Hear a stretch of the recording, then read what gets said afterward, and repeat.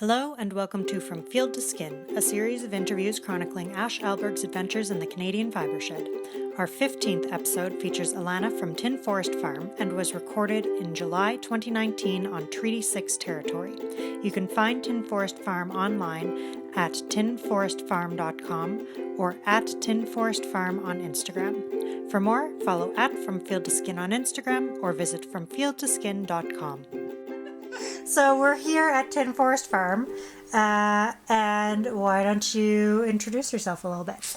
Hi, I'm Alana. I am a farmer, one of the farmers here on Tin Forest Farm. Our family, we're first generation farmers, and we moved out, almost 8 years ago.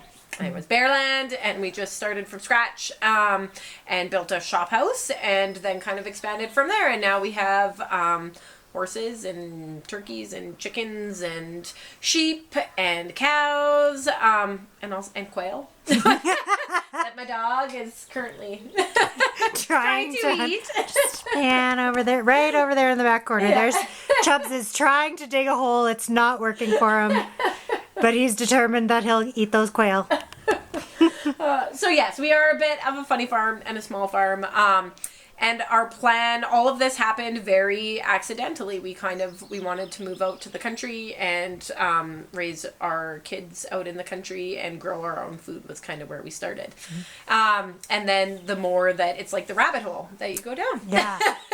It's like the more that you find out about it, the more you're like, oh, okay, there's food, and then there's ethical food, and then there's ethical fiber, mm-hmm. and all these things that I actually didn't even know existed when we first kind of came out. But the more that I read about it, the more I'm like, yeah, this makes total sense. And then raising your own food and creating that relationship mm-hmm. was another. We had pigs. Was one of the first animals, just two. Yeah. And by the time it came time for butcher and I had to lead them to their death, I wasn't eating meat for 3 months and I had to very closely examine. Yeah, totally. What this means to me, why I'm doing it, the choices that we choose to make when you take a life and why you're taking one. Yeah. And then realizing kind of what all of our... Oh, be nice to the cat.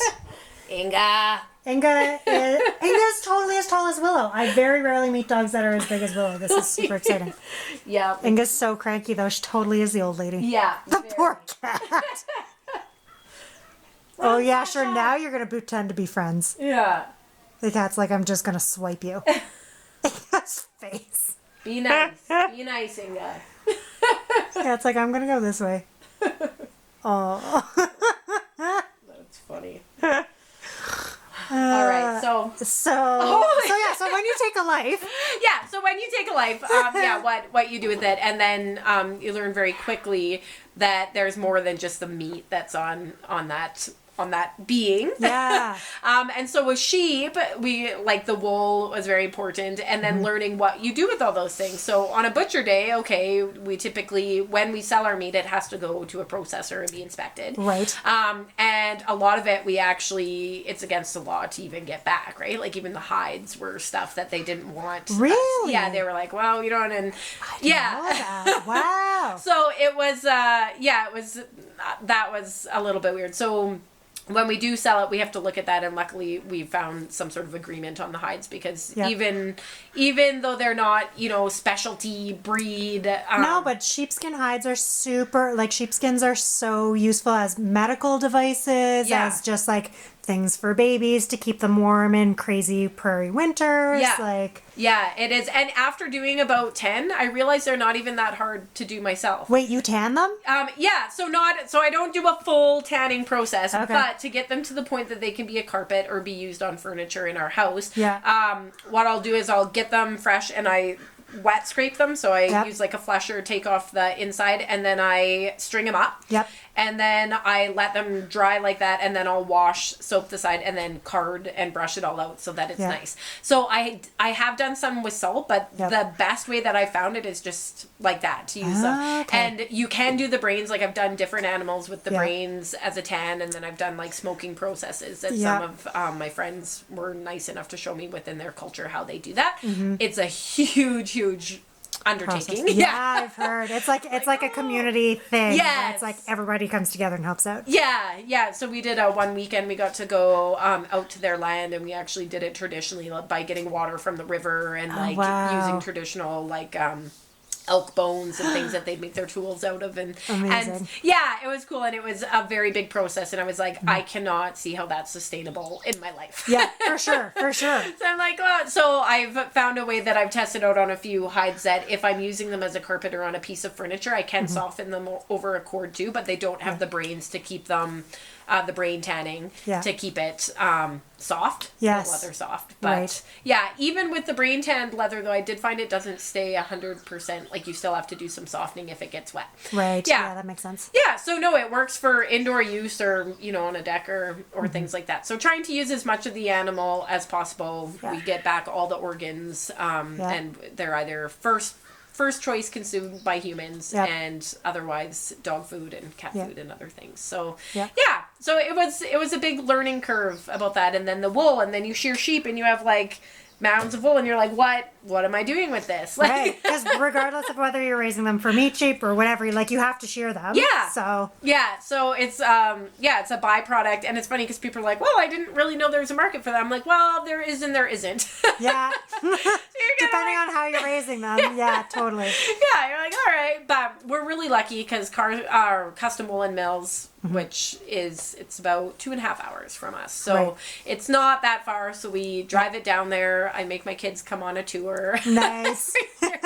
We go on the world tour and they're like, oh, not again, Mom. We've done this 4 years. And I'm like, they learn new things every time, though. You retain different things.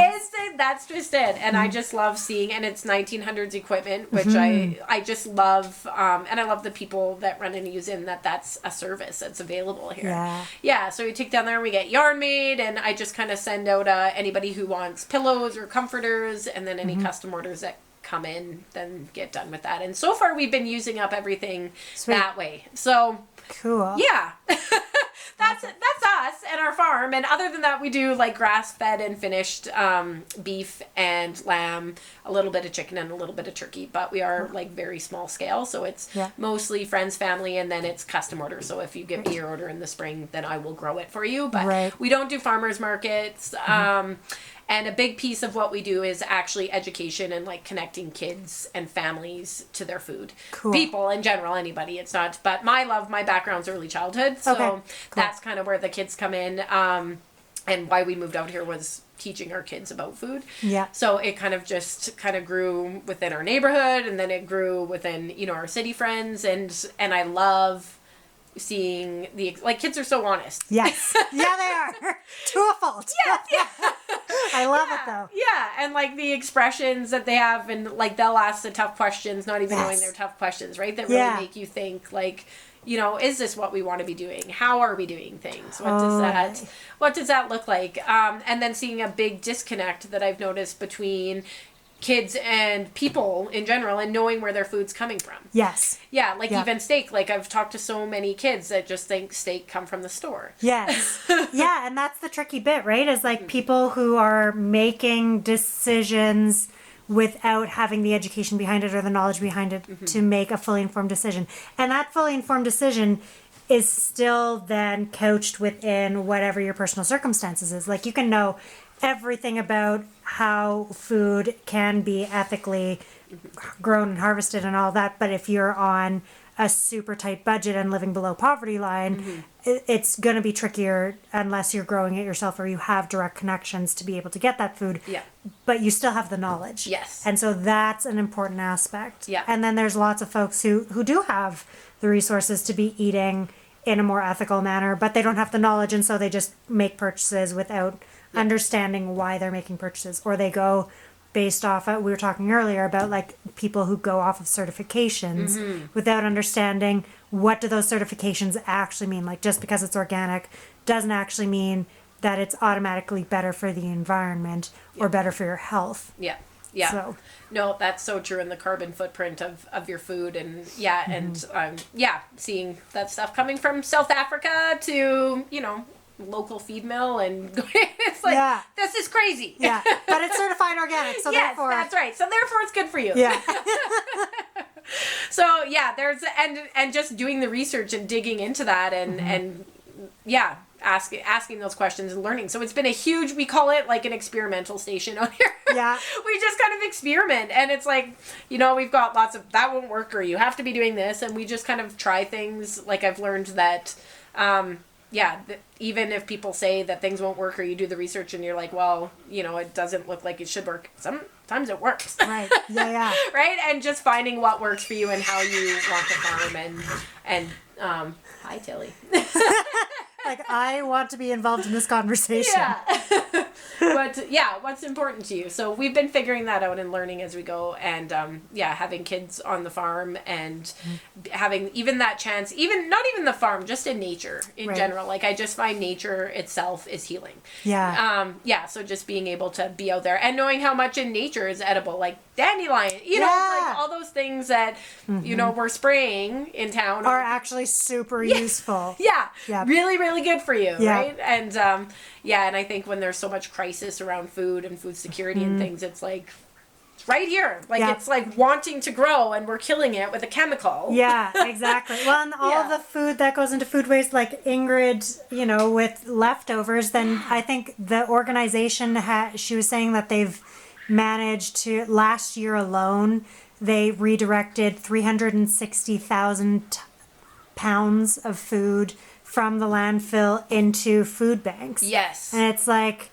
the amount, there is enough food, but we're not distributing it properly. Yeah. Like, there are enough resources, but the way that they're being distributed is so uneven. Yes. Yeah. No, and getting that out there, and there's like the Loop program now that we've just kind of started being a part of bringing that grocery store waste back to the farm to be fed to the animals, which like when you go out now with the cows and you start the quad and they see the blue bin on the front, they're like, oh, and they're up there So excited. They're like, it's candy day today, and they're eating watermelon and cantaloupe and like Cool. yeah, the chickens are eating sushi, like it's Chickens are such little dinosaurs. Like, they are sort of terrifying when you think about it. They're awesome, but they're like, they could take over the world if their brains were bigger. Yeah, no, it's true. And and so it's neat to see some of that coming around. So it's neat to see people's thought process kind of shift, and big organizations being willing to get on board, and small farms being able to access some of these things to provide snacks. I mean, it definitely doesn't, I wouldn't say it cuts back on the feed bill, but it's waste that's being eaten. And exactly. Yeah. It helps. Definitely makes my cows happy. Yeah. That's always a good sign. That's right. Happy meat. Speaking of which, Chubbs is like convinced that he's going to get that quail. Oh. Buddy. Poor things. Oh, love him. He's so excited. So tell me about your personal fiber journey, because you're not a knitter, you're not a crocheter. No. How did you come into deciding that sheep are, I mean, I feel like you have so many other critters around here, it sort of makes sense that they're sheep, but like, what was it that made you think, okay, I want dual purpose sheep, I want sheep that I can use the wool for, you know. Yeah, I love stacking functions. So in my brain, if you can have one thing that does like multi-purpose everything, it's like the most amazing thing in the world. Yeah. And sheep to me are totally that animal. Yeah. Because they provide clothing for you, they provide food for you. They I'm having no more children, so like the babies, oh my gosh. Like they fill that little gap. They're like, I don't need to hold any more babies. I got lambs. They're so cute too.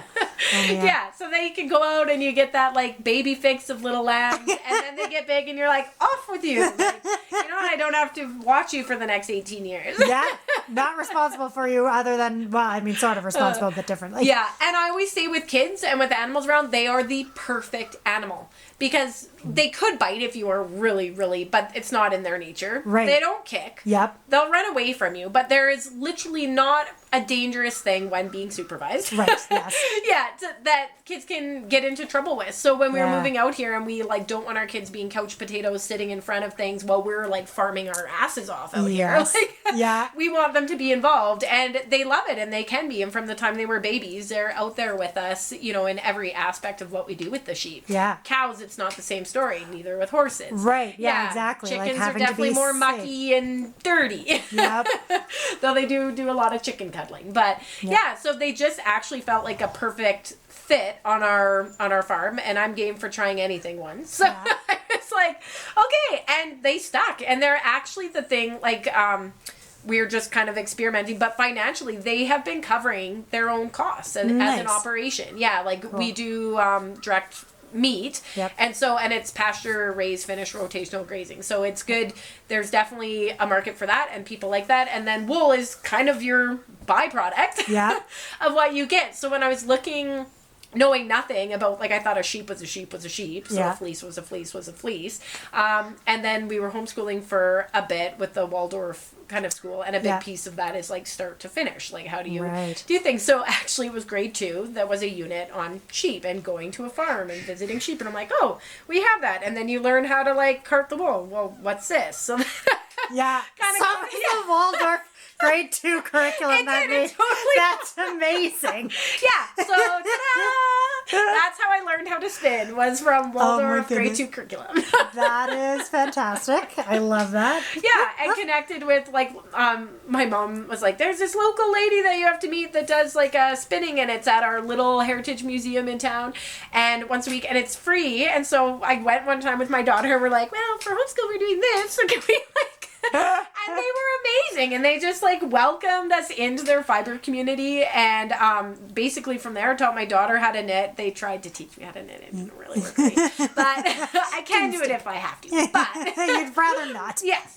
So spinning was super fun, and I loved it. And they're like, you're like actually really natural at this. And we're just a wealth of knowledge. And so from there, it just kind of went down the rabbit hole again of like, how far can I take this? What can you do with?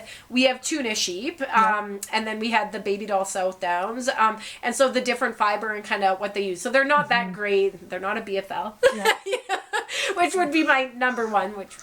Who knows, maybe one day Possibly. we'll play with that. But yeah, the tunas have done awesome. They're an African breed, but they, Right. with our cold winters and the temperature extremes, they are hardy as heck, and they still have really docile, like good personalities. Yeah. Their babies are so cute, and they have that kind of red fleece that sheds out. And I'm a big believer in the heritage breeds. I believe they have their place. Yep. And small farms is a great place to be able to like save some of those. Yeah, that makes sense. Not save. I don't think they need to be saved, but yeah. Well, sometimes they do though. Like there's some where they'd go extinct otherwise. Right. Well, yeah. So I guess providing that space and still looking for like good what's a good sheep, right? Yes. Like, what are you looking for, and trying to keep that, because another thing that I've noticed with, like, say cows, for instance, we started with the Highland cows, but there's a very small pool in Alberta to pull from, and we were noticing that their feet were going at about 8, or their hips were going. Oh, wow. Well, their feet do horrible on our sandy soil because they're used to that rocky kind of ground. Yes.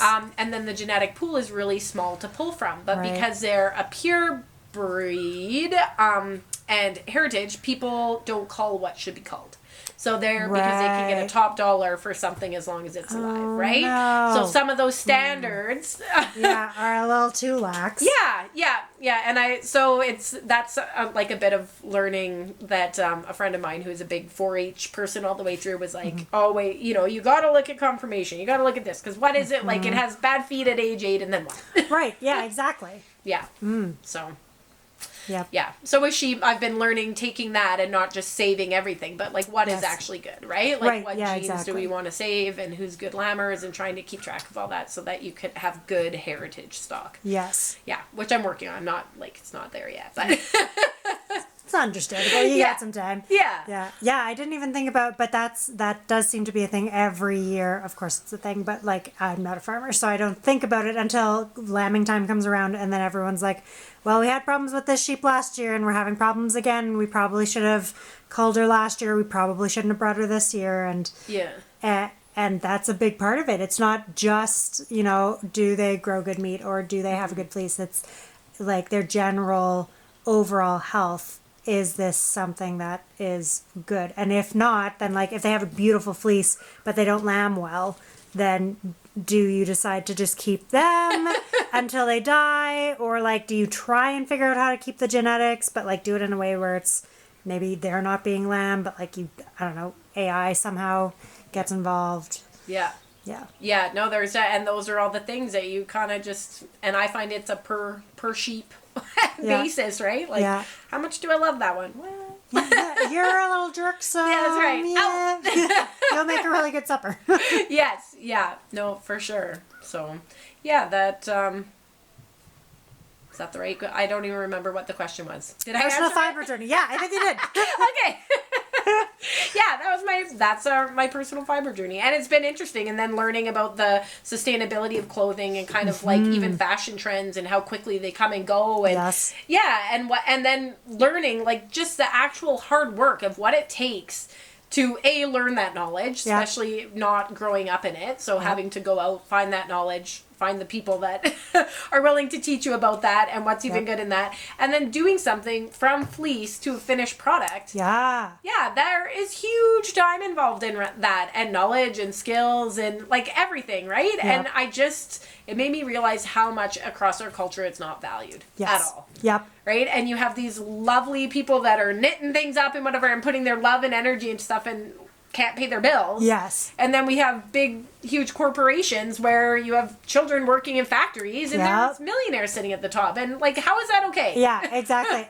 Every time I see billionaires, I'm like, there's no way that you are a billionaire and you have actually done things ethically. Like somebody somewhere along the line below you has been fucked over. Yeah. So like, probably I don't actually like you. As a person, I question your ethics. I don't care how philanthropic you think you are, you're not actually.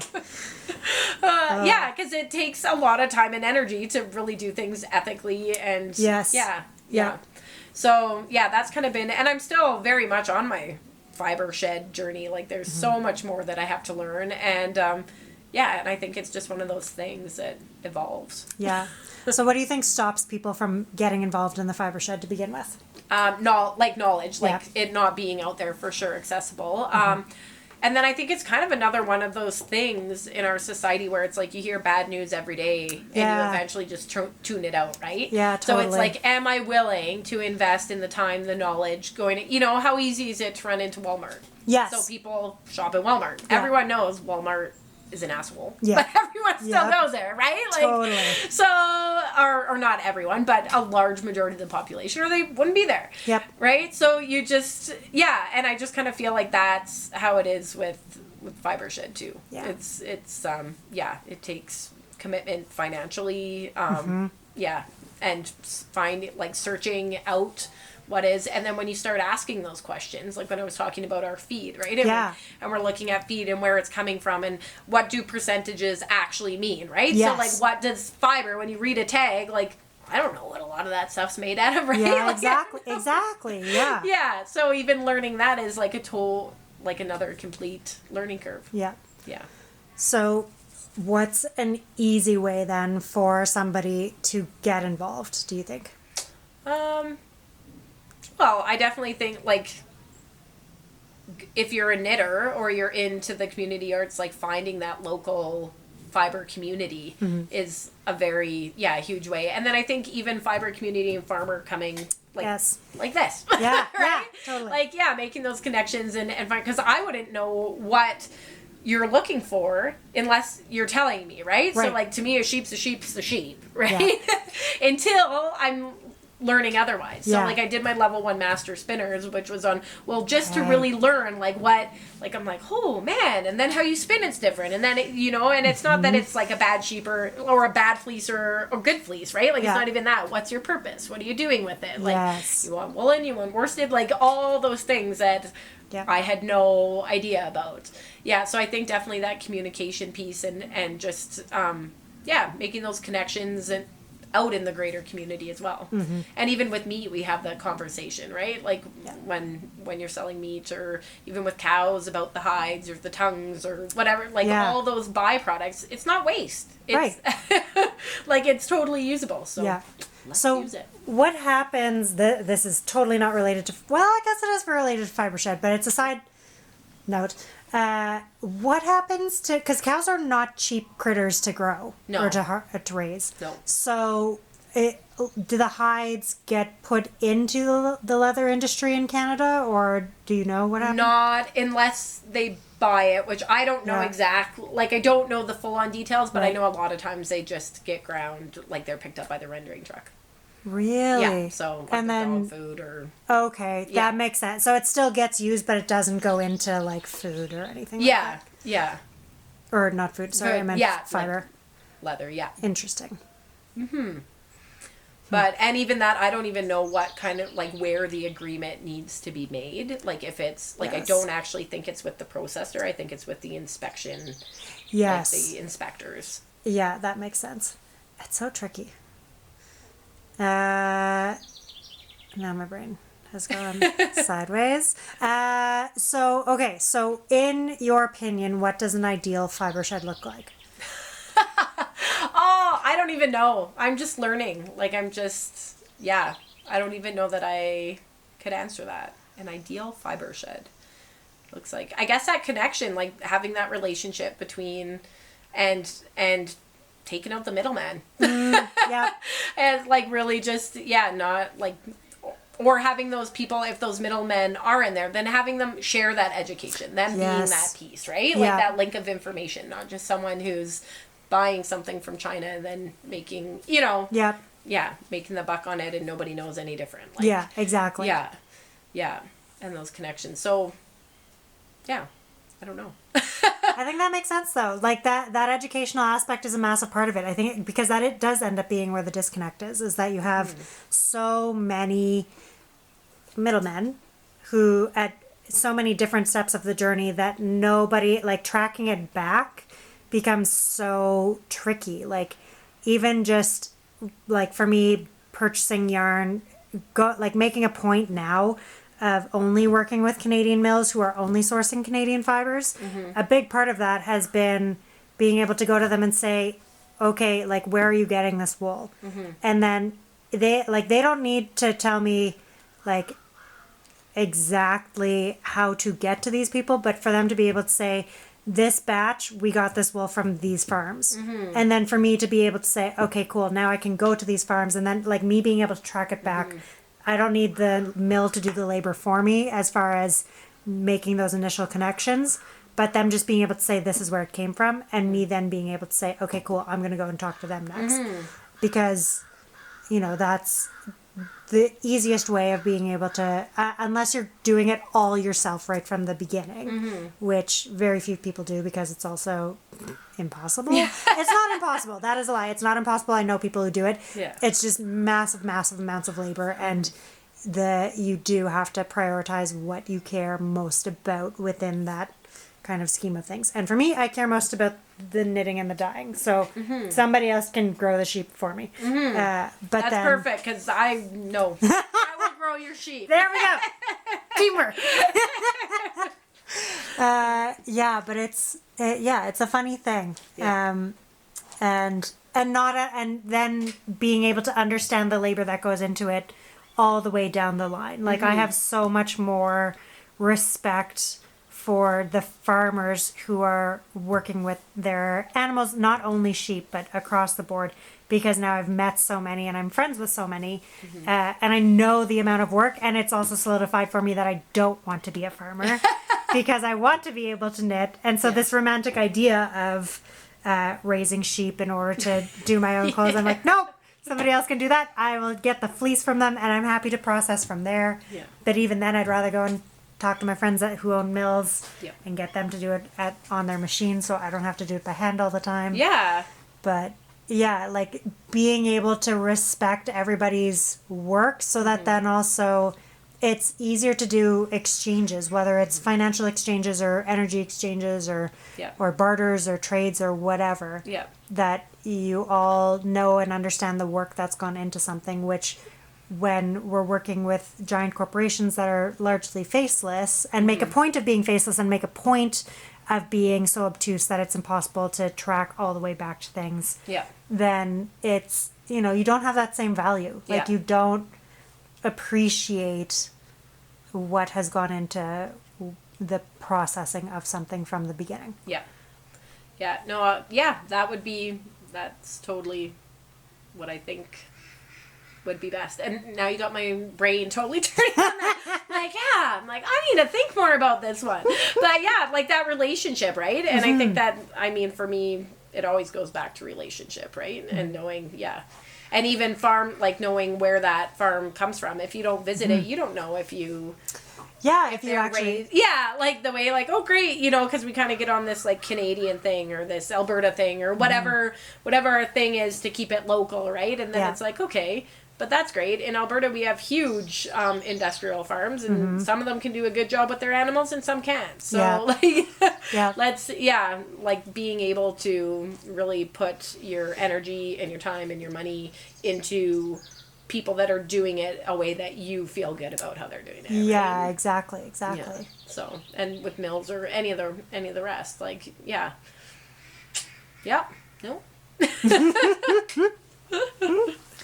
I like it.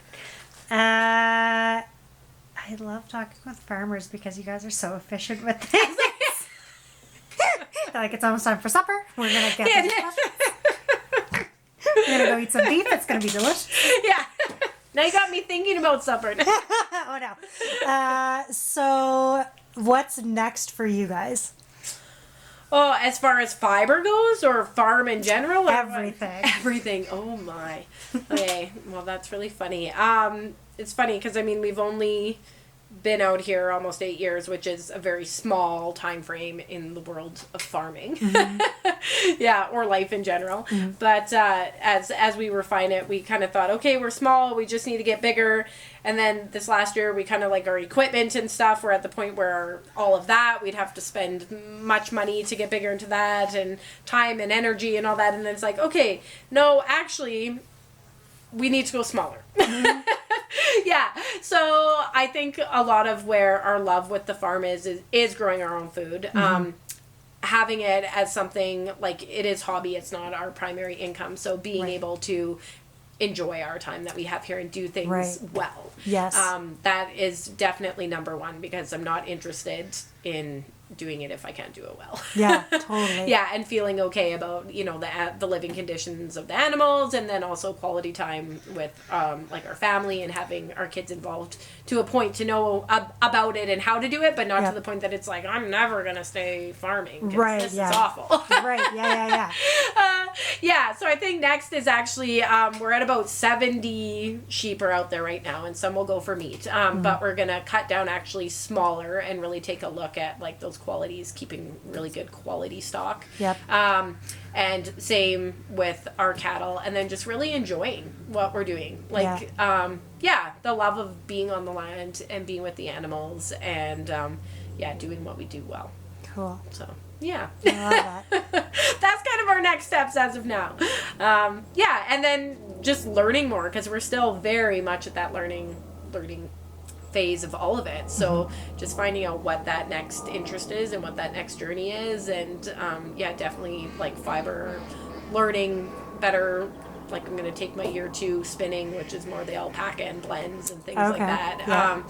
So learning a little bit more about fiber and how that happens and comes together, and connecting, because for me it's all about community. And education, the education piece as far as kids being out on the land. We had Boys and Girls Club out here today. Next week we have a full-on camp. We do the incubator program in the classrooms, and just kind of really taking that farm and those life cycles, so that kids are knowing where their food's coming from. And cool. Yeah, and hopefully inspire some more first-generation farmers. Yeah! I feel like I know so many now. It's so nice. Yeah. Especially because I'm not the one who's responsible for it. Yeah. Just to reap the benefits. Yeah, well, no, and it's perfect, because small farms need people like you to be able to, you know, do those relationships and those trades. And and it is, because like you said, it's not, there's no, I mean, it is possible, but it isn't. Yeah, exactly. If you choose sanity. Yes, that's the thing. Yeah, it's not possible to do it all yourself, right? Yeah. And I don't think we were ever meant to do it that way. But really, for both sides to see the value in what another does, is the perfect relationship, right? So, yeah, I think that makes so much sense. Love it. Cool. Well, thank you. No, thank you. I feel honored to have you guys out here, and I love that you found me on Instagram. I barely even know how to work Instagram. Instagram is so exhausting, but it's also such a magical place on some days. Not every day, but some days it's magical. So I think it's pretty cool that you're like here, from Winnipeg, Yeah. on my farm. I love it. Talking about sheep, because I don't actually know that many other people that'll talk this long about sheep. I will talk forever about sheep.